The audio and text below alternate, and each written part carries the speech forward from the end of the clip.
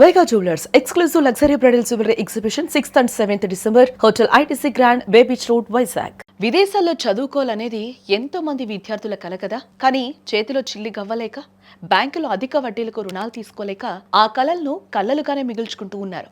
సరిగ్గా ఇలాంటి పేద మధ్యతరగతి విద్యార్థులకు ఆంధ్రప్రదేశ్ ప్రభుత్వం శుభవార్తను చెప్పింది. వారి కలలను నిజం చేసేందుకు కలలకు రెక్కలు అనే సరికొత్త పథకాన్ని ముఖ్యమంత్రి చంద్రబాబు నాయుడు గారు ప్రకటించారు. అసలేంటి ఈ పథకం? దీనివల్ల విద్యార్థులకు ఎలాంటి లాభం జరుగుతోంది? పూర్తి వివరాలు ఇప్పుడు తెలుసుకుందాం.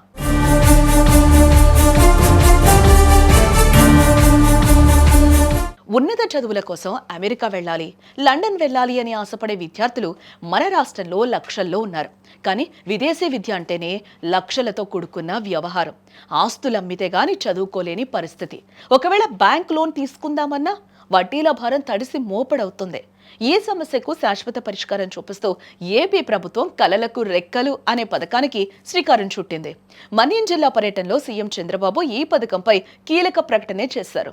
ఈ పథకం యొక్క ప్రధాన ఉద్దేశం ఒక్కటే, డబ్బు లేదని ఏ ఒక్క విద్యార్థి విదేశీ చదువుకు దూరం కానే కాకూడదు.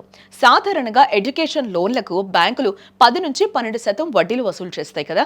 కానీ కలలకు రెక్కలు పథకం ద్వారా ప్రభుత్వం విద్యార్థులకు కేవలం పావల వడ్డీకే రుణాలను అందించనుంది. అంటే కేవలం 3% వడ్డీకే రుణాలు దొరుకుతాయన్నమాట.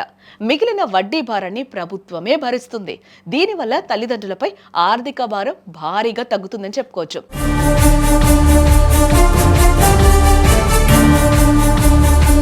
ప్రతిభ ఉండి పేదరికం కారణంగా వెనకబడిపోతున్న విద్యార్థులకు ఇది నిజంగా ఒక వరంగా భావించాలి. విదేశీ యూనివర్సిటీలో సీటు సంపాదించిన విద్యార్థులు ఈ పథకాన్ని సద్వినియోగం చేసుకోవచ్చు.